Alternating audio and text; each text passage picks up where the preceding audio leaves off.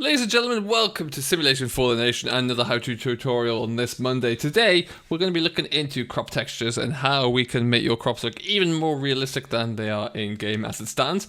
We're going to be downloading some texture packs that are available for PC only. Links are in the description down below for those, for the real straw and also for crop densities. We will be looking into these, and I've had a bit of a help over the past few weeks and months from Gav8080 with this, so big shout out to him. And if you haven't done so already, do make sure you head on over, hit that subscribe button, smash that like button on his content. Very much worthwhile checking out, with some great content on the go over there. So what we need to do, you need to head on over. First of all, make sure you click on those links and download the relevant files. When you do so, you should appear with them on your desktop. Right now we have them both here in the middle of the desktop, as you can see.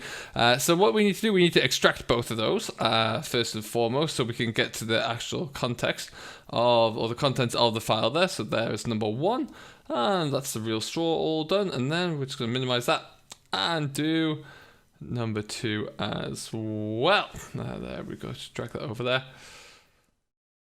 Perfect. So we'll get this second one extracted as well. There we go. We've got all of our folders in there, some of which won't be applicable for if you don't have the crops in game. There are only certain maps that have triticale and rye, for example, but the other ones were looking good.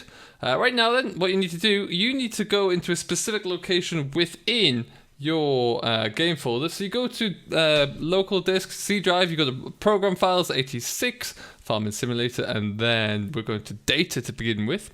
And at this point, what you want to really make sure that you do is we're going to go into the foliage file, but first of all, we want to make sure we copy that, just so if there are any corruptions there or anything goes wrong, we can always put the original one back in and act like it never happened, really. So I'm going to make a copy to my desktop. I already have one saved, but for the purpose of this, we'll just copy one straight onto the desktop. And then we'll copy that. I have a folder where I save all that information in, so we're going to just drag that into the map copies as well. Excellent stuff. And now that has been done, next step, once we just make sure that all copies across, there we go. If we open this up, you can see all of the different XML files in there. Now, what we're going to do is replace some of those with the files in our inside our crop density folder. So as you can see here, we have barley, canola, oat, rye, triticale, wheat. All you need to do for those guys is copy and paste them across. So as you can see in the left hand window here, we do have barley, and so we'll copy that across and it will just replace it all. This here is, like I say, for rye only. We don't need to worry too much about that right now. We can gloss over that. If the map doesn't have it in, that's fine. So then, what we're going to do, we're going to drag and drop across barley. And we'll copy that and then we'll paste it. You can see it's at the top there. So that's the one we're going to replace. So we'll just get that copied.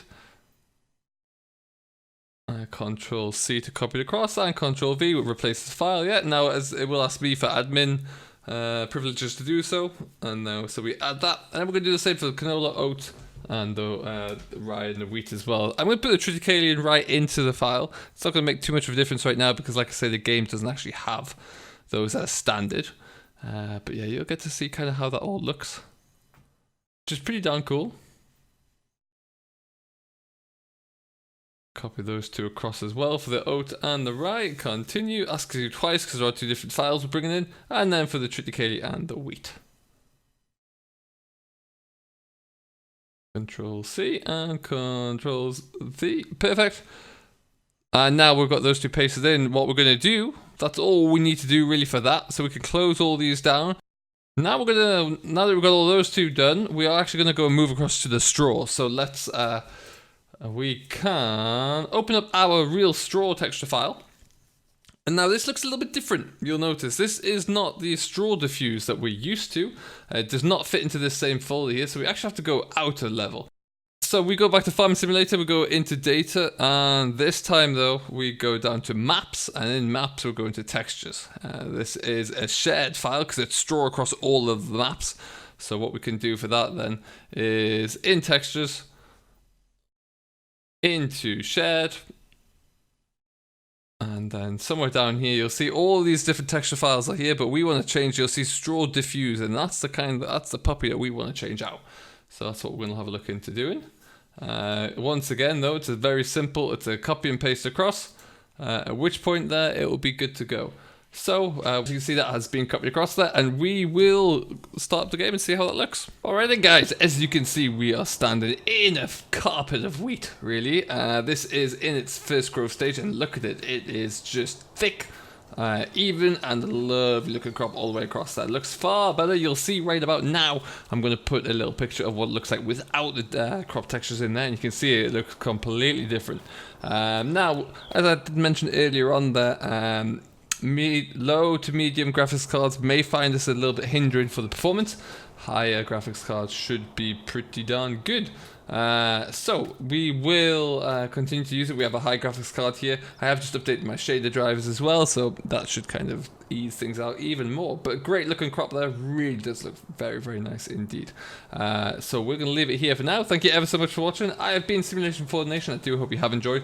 If you have, and you've yet to do so already, do make sure you smash that like button, hit that subscribe button, join Simulation for the Nation. Plenty more how-to guides coming up over the course of the coming weeks and months as we strive to try and make your game that little bit better. Until next time though, thank you very much for watching. I hope you have enjoyed, and we'll see you all in the next one.